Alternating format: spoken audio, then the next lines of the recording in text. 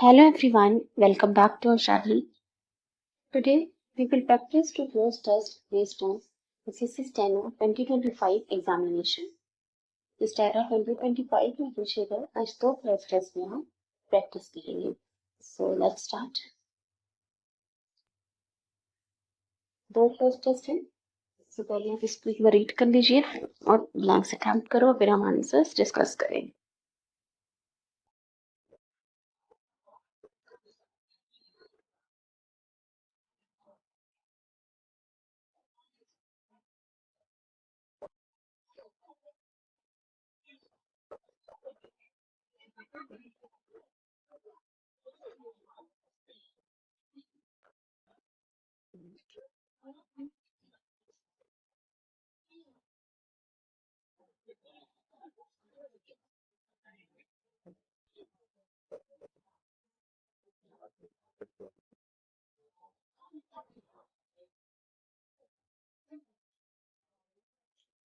Blank दो.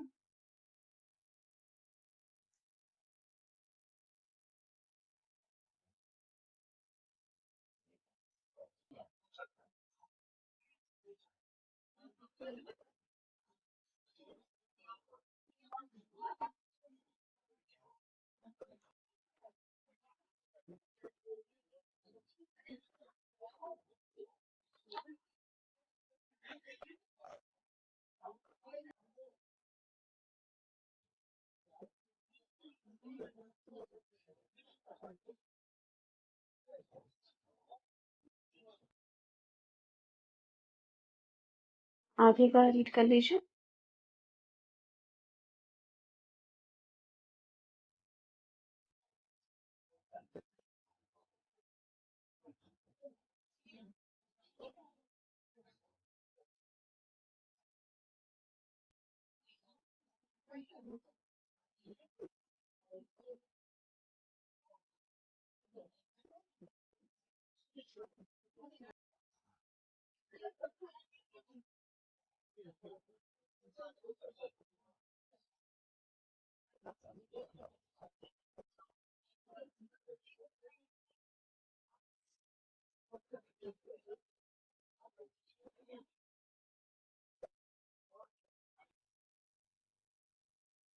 चलिए, अब आपने क्लोज टेस्ट रीड कर लिया होगा, ब्लैंक देख ली हुई, तो हम इसको डिस्कस करते हैं.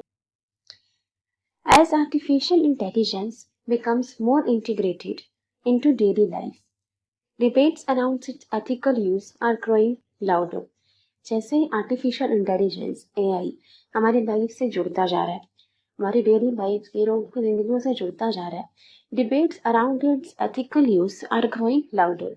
तो इस बात पर बहस छिड़ रही है कि इसका यूज एथिकल है कि नहीं, कि उसका नैतिक उपयोग है कि नहीं, कि उसका जो यूज है वो एथिकल है या नहीं, उसमें मॉरल वैल्यूज है या नहीं, नैतिकता है कि नहीं. इस चीज को लेकर डिबेट्स जो है वो बढ़ रही हैं. Machines now make decisions that were once the dash of human judgment. Machines अब वो डिसीजन लेने लगी हैं, वो निर्णय लेने लगे हैं जो एक बार ह्यूमन जजमेंट का डैश हुआ करते थे.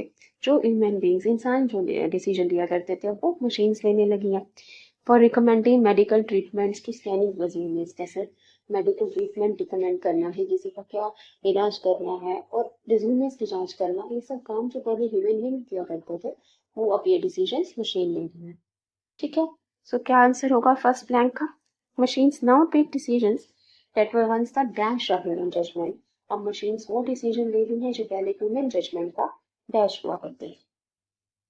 Domain, version, burden, process. तो यहाँ पे किसी प्रोसेस की, किसी क्रिया की तो बात नहीं की जा रही, तो प्रोसेस नहीं होगा. That were once the burden of human judgement.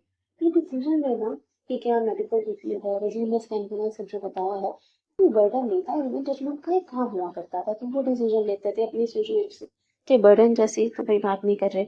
Version, version का मतलब होता है टाइप या फिर ट्रांसलेशन. जैसे Hindi version of a song, English version of a song. तो वर्जन का मतलब होता है टाइप या फिर ट्रांसलेशन के लिए इसको यूज किया जाता है. तो वर्जन भी नहीं, यहाँ पे हम कोई ट्रांसलेशन की बात तो कर नहीं रहे. That was once the domain of human judgement. Machine सब वो डिसीजन लेने लगा है तो ह्यूमन जजमेंट की डोमेन मतलब फील्ड हुआ करते थे. Domain means field, area of expertise, ठीक है। वर्जन का मतलब होता है टाइप, ट्रांसलेशन, इंटरप्रिटेशन। नेक्स्ट देखिए,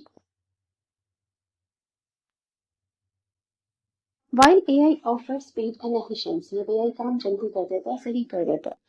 It lacks moral dash, इसमें moral dash नहीं है। Raising concerns about bias, accountability and transparency, इससे सवाल उठते हैं उसकी ट्रांसपेरेंसी पे, ठीक है, कि वो ट्रांसपेरेंट है कि नहीं, पारदर्शिता पे, अकाउंटेबिलिटी, कि वो जो डिसीजन ले रहा है, जो काम कर रहा है, उसके लिए अकाउंटेबल कौन होगा, रिस्पॉन्सिबिलिटी कौन लेगा, और बायस की इसमें पक्षपात है, तो इस चीजों को लेकर परेशान होती हैं। क्रिटिक्स ये आर्ग्यू करते हैं that without strict ethical frameworks, AI could reinforce social inequalities, कि इसके AI है जिससे समाज में असमानता आ सकती है, क्योंकि इसमें एथिकल नहीं है, मॉरल वैल्यूज नहीं है, ठीक है, इसके एथिकल यूज के बारे में बात की गई है। और इवन में harmful choices with no clear line of dash, और ये हार्मफुल चॉइसेस भी कर सकता है, कहीं पर गलत डिसीजन, खतरनाक डिसीजन भी ले सकता है with no clear line of dash. तो सेकंड का आंसर क्या होगा? While AI offers speed and efficiency, it lacks moral dash, moral clarity, moral depth, moral instinct, moral reasoning. It lacks moral instinct. Instinct होता है natural feeling होना, natural feeling को कहते हैं इंस्टिंक्ट, जैसे मदरली इंस्टिंक्ट, ठीक है। तो इंस्टिंक्ट का मतलब होता है एक नेचुरल फीलिंग, तो इसमें कोई नेचुरल फीलिंग्स नहीं है, वो एआई एक मशीन है, तो उसमें कोई मॉरल इंस्टिंक्ट नहीं है, नैतिकता का कोई भाव नहीं है, उसमें इंसानियत नहीं है, ये बात यहाँ पे जाएगी। तो इंस्टिंक्ट होगा answer, instinct means natural inner feeling. AI could reinforce social inequality, जिससे समाज में समानता आ सकती है इसके यूज से, और इवन मेक हार्मफुल चॉइसेस, कई बार गलत डिसीजन ले सकता है, with no clear line of dash, argument, command, accountability, conduct। Conduct का मतलब होता है बिहेवियर, तो एआई की कोई कंडक्ट की यहाँ पे बात नहीं की जा रही, बात कर रहे हैं कि जो वो डिसीजन लेता है उसके लिए कोई क्लियर डैश नहीं है, मतलब जो वो डिसीजन ले रहा है उसकी रिस्पॉन्सिबिलिटी कौन लेगा, आंसर होगा accountability, with no clear line of accountability. अगर उसने कोई हार्मफुल चॉइस ले ली, कोई गलत खतरनाक डिसीजन ले लिया, तो उसके लिए अकाउंटेबल कौन है, अकाउंटेबिलिटी किसकी होगी, रिस्पॉन्सिबिलिटी किसकी होगी, इसमें कोई क्लियर नहीं है वो चीज, ठीक है। तो आंसर कुछ रहेगा accountability. Developers face the challenge of embedding values into codes, yet whose values should apply। अब जो मैंने एआई बनाया, सॉफ्टवेयर डेवलप किए हैं, तो ये चैलेंज फेस करते हैं कि वैल्यूज कैसे डालें कोड्स में, जो कोड्स बना रहे कोड लैंग्वेज पे काम करता है, तो उस पर वैल्यूज कैसे डाले जाए, आदर्श कैसे डाले जाए, नैतिक सिद्धांत कैसे डाले जाए, yet whose values should apply, और अगर वैल्यूज हम डाल भी दें मशीन में, एआई में, तो कौन सी वैल्यूज डालें। इन multiple societies defining what is right, क्या सही है, is rarely dash. Some involve collaborative oversight involving ethicists, technologies, and policymakers. Others warn that regulation must evolve faster than innovation to prevent misuse. तो कई societies में कि क्या सही है इसकी डेफिनेशन सबके लिए अलग होती है। Defining what is right is rarely dash, visible, consistent, obvious, universal. उसको क्या लगता है क्या सही है, कोलैबोरेटिव ओवरसाइट इन्वॉल्विंग एथिसिस्ट से बात करनी चाहिए, टेक्नोलॉजिस्ट की राय लेनी चाहिए जब हम पॉलिसी बना रहे हैं, एंड पॉलिसी मेकर जो गवर्नमेंट में लोग हैं जो पॉलिसीज बनाते हैं, तो उनकी राय लेनी चाहिए। तो क्या सही है, कोड में कौन सी वैल्यूज एम्बेड की जाए, ये डिसाइड करना मुश्किल हो जाता है, क्योंकि किसके लिए क्या सही है, defining what is right is rarely dash, ये मुश्किल से डैश है, तो क्या होगा। विजिबल का मतलब तो जो आप देख सकते हो, लेकिन यहाँ पे तो वैल्यू पुट करने की बात करें तो विजिबिलिटी की बात नहीं है। कंसिस्टेंट का मतलब तो होता है स्टेडी, स्थायी, तो वो भी नहीं है। इज रेयरली ऑब्वियस, ऑब्वियस का मतलब क्या हो गया, जो जाहिर सी बात है। तो मल्टीपल सोसाइटीज में क्या सही है ये बहुत ऑब्वियस है, हमें पता है किसके लिए क्या सही है। कई बार होता है कि पॉलिसी मेकर्स की राय लेनी चाहिए, टेक्नोलॉजिस्ट की राय लेनी चाहिए, एथिसिस्ट से बात करनी चाहिए, ये पॉलिसीज एआई पे कोड बना रहे हो, मुझे वैल्यूज फिट करनी हो, तो अलग अलग बात की गई है, तो ये ऑब्वियस नहीं है कि सबके लिए क्या सही है। आंसर क्या हो जाएगा? Universe. Defining what is right, तो क्या सही है, इज रेयरली यूनिवर्सल। रेयरली का मतलब क्या होता है? मुश्किल से। तो ये मुश्किल से यूनिवर्सल है। तो ऐसा नहीं है कि यूनिवर्सली सबको यही लगता है। यूनिवर्सल मतलब क्या होता है? Common, world wide. तो यूनिवर्सली सबको ऐसा नहीं लगता है कि क्या सही है। इसकी डेफिनेशन सबके लिए अलग होती है। ऐसा नहीं है कि पूरे यूनिवर्स में एक ही डेफिनेशन है, एक ही वैल्यूज है। तो ये डिसाइड करना मुश्किल है कि कौन से वैल्यू को पॉज में कन्वर्ट किया जाए, कौन सी वैल्यूज उसमें डाली जाए। तो defining what is right is rarely universal. ये चीज यूनिवर्सल नहीं है, सबके लिए कॉमन नहीं है। कुछ कहते हैं कि एथिसिस्ट की राय लेनी चाहिए, कुछ टेक्नोलॉजिस्ट की, कुछ पॉलिसी मेकर्स की। तो सबके लिए सही एक जैसा नहीं है, यूनिवर्सल नहीं है, रेयरली यूनिवर्सल। ठीक है। कंसिस्टेंट का मतलब होता है स्टेडी, रिलायबल। यूनिवर्सल का मतलब होता है कॉमन, वर्ल्ड वाइड।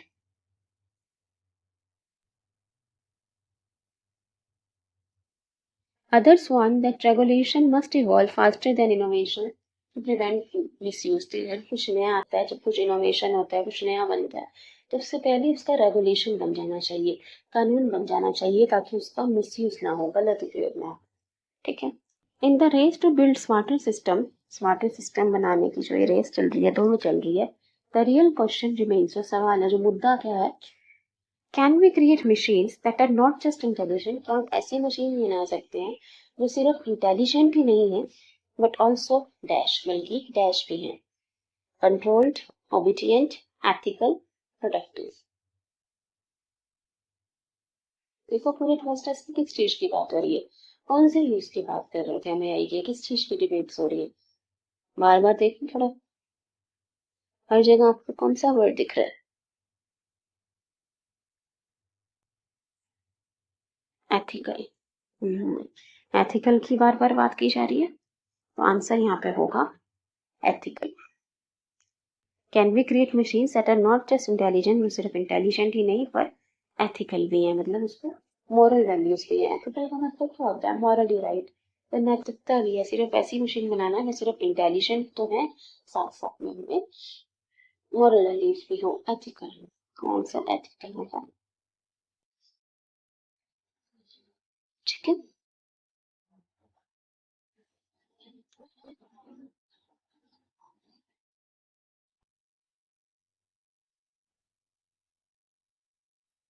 चलिए हम डिस्कस करते हैं answers. For many young professionals, choosing a career is no longer just about earning a salary।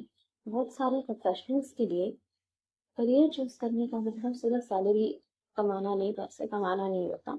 It's about finding meaning in work they do. जो वो काम कर रहे हैं उसमें उनको क्या उसमें अर्थ मिल रहा है। ठीक। Some are drawn to high paying jobs, कुछ हाई पेइंग जॉब्स की तरफ जाते हैं, while others feel more dash working in fields that align with their personal values। और कुछ क्या करते हैं? वो डैश फील करते हैं वर्किंग इन फील्ड्स, उन फील्ड्स में, उन क्षेत्र में काम करके that align with their personal values, जो उनके आदर्शों के साथ मैच होती है। ठीक है। सो while others feel more dash working in fields that align with their personal values, so feel more challenged, comfortable, proud, fulfilled। उन फील्ड्स में काम करती है जो उनकी पर्सनल वैल्यू के साथ अलाइन हुई है, जो उनके आदर्शों के साथ मैच हो रही है। उनको कैसा फील होगा उन फील्ड्स में काम करके? चैलेंज्ड, उनकी पर्सनल वैल्यू से वो अलाइन हो रहे हैं, तो ऐसे चैलेंज फील नहीं होगा। प्राउड, प्राउड ठीक है, लेकिन ज्यादा एप्रोप्रिएट क्या रहेगा? वी फील मोर कंफर्टेबल, सब कंफर्टेबल लगेगा।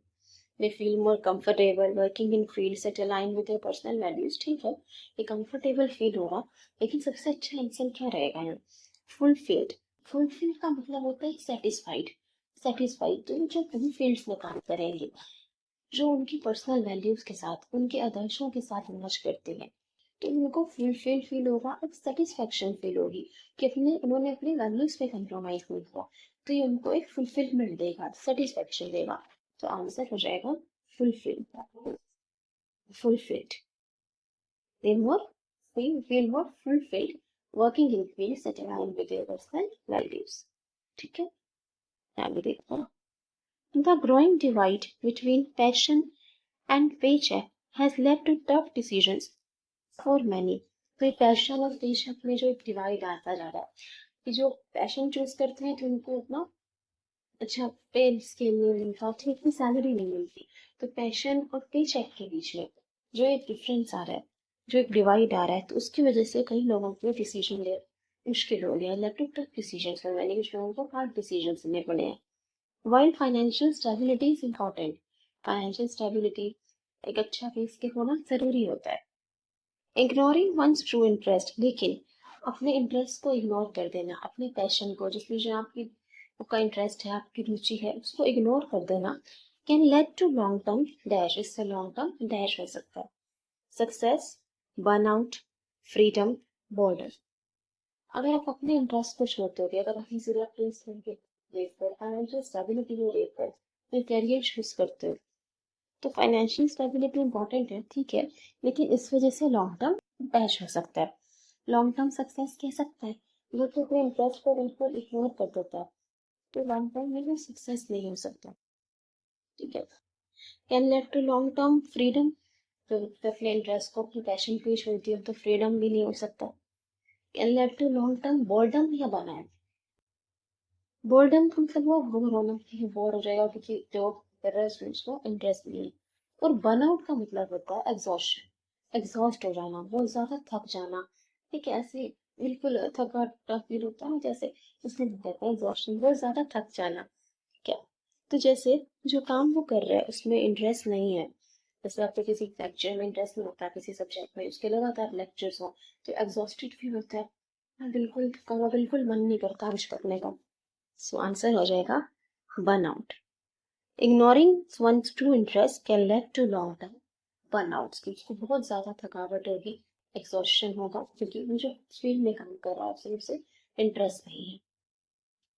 सो बर्नआउट मीन्स एग्जॉस्शन, बहुत ज्यादा थकावट होना, वीकनेस फील होना उससे ज्यादा। चलिए आगे देखिए। Experts suggest that a balanced approach is possible. एक बैलेंस अप्रोच बना सकते हैं। One can pursue a stable job, एक stable job कर सकते हैं, and still nurture their passion, और अपने पैशन को भी पूरा कर सकते हैं। थ्रू डैश कैसे कर सकते हैं, ये अपना स्टेबल जॉब के साथ साथ अपने पैशन को भी पूरा कर सकते हैं। Through dash, through luck, hesitation, planning, risk, कैसे कर सकते हैं। थोड़ा आगे बढ़ते हैं। मेकिंग इम्पल्सिव कैरियर शिफ्ट, अगर हम इम्पल्सिव कैरियर शिफ्ट ले लेते हैं, मतलब बिना ज़्यादा सोचे समझे, without planning can lead to regret, तो प्लानिंग के बिना अगर इम्पल्सिव कैरियर शिफ्ट ले लिया तो उसके बाद में रिग्रेट हो सकता है, पछतावा हो सकता है। तो क्या आंसर होगा? Nurture passion through luck, luck के थ्रू फिर पैशन नर्चर हो जाएगा, स्टेबल जॉब में मिल जाएगी, पैशन भी पूरा हो जाएगा, तो लक के थ्रू नहीं हो सकता। थ्रू हेजिटेशन, हिचकिचाहट से नहीं। थ्रू प्लानिंग और रिस्क, रिस्क लेने से या प्रॉपर प्लानिंग कर, ये तो आगे लिखा हुआ है। Making compulsory career shift without planning can lead to, अगर लेड टू रिग्रेट, अगर प्लानिंग के बिना करने से रिग्रेट हो सकता है, तो आंसर हो जाएगा planning. Still nurture their passions through planning, अगर प्रॉपर प्लानिंग नहीं करते तो बाद में रिग्रेट हो सकता है, आगे दिया तो आंसर इसका planning. It is important to evaluate not just income, सिर्फ इनकम को ही इवेल्युएट नहीं करना होता, बट ऑल्सो ग्रोथ की, किसी फील्ड में जॉब चूज करो उसमें ग्रोथ कितनी है, पर्पस, पर्पस क्या है, and job dash. After all the goal is not just to survive, सिर्फ सर्वाइव करना ही नहीं होता goal, but to build a life, एक ऐसी लाइफ बनाना दैट इज बहुत सिक्योर, जो सिक्योर है, सेफ है और डैश। तो क्या आंसर होगा? Evaluate not just income but also growth, purpose and job dash, job comfort, job loyalty, job stability, job attitude. Growth आना चाहिए, पर्पस और जॉब क्या होना चाहिए, कंफर्ट जरूरी है, लॉयल्टी जरूरी है, स्टेबिलिटी या एटीट्यूड। देखो आगे लिखा हुआ है, the goal is not just to survive but to build a life that is बहुत सिक्योर, कि जो सिक्योर है, तो सिक्योर कब होगी लाइफ, सिक्योर कब होगी जब जॉब क्या होगी, कंफर्ट होने से तो सिक्योर नहीं होगी, लॉयल्टी से भी नहीं, ना ही जॉब एटीट्यूड से सिक्योर होगा, सिक्योर होगा जॉब स्टेबिलिटी से, कि आपकी जॉब कितनी स्टेबल, उससे सिक्योर होगी चीजें। आंसर होगा stability. Stability. After all the goal is not just to survive but to build a life, एक ऐसी लाइफ बनाना जो कि सिक्योर होने के साथ साथ डैश भी है, wealthy, creative, rewarding, routine. Wealth की बात की है पे कि फाइनेंशियल स्टेबिलिटी इंपॉर्टेंट है, लेकिन ये भी कहा कि उसके साथ पैशन भी होना चाहिए, नहीं तो लॉन्ग टर्म में बर्नआउट हो सकते हैं। तो वेल्दी क्यों होगा आंसर, सिर्फ वेल्दी काफी नहीं है। Creative, that is both secure and creative, creativity की तो कोई बात नहीं की गई। That is both secure and rewarding या सिक्योर एंड रूटीन, रूटीन की हम यहाँ बात नहीं कर रहे थे। That is both secure and rewarding. Rewarding, rewarding का मतलब होता है satisfying, profit. So build a life that is both secure, जो सिक्योर है, सेफ है और रिवार्डिंग है। ठीक है। सो आई होप आपको दोनों क्लोज टेस्ट समझ आए होंगे और आपने अच्छा स्कोर किया होगा। Thank you everyone. Please share and subscribe if you like the video. All the best for your exams. Give your best. Thank you.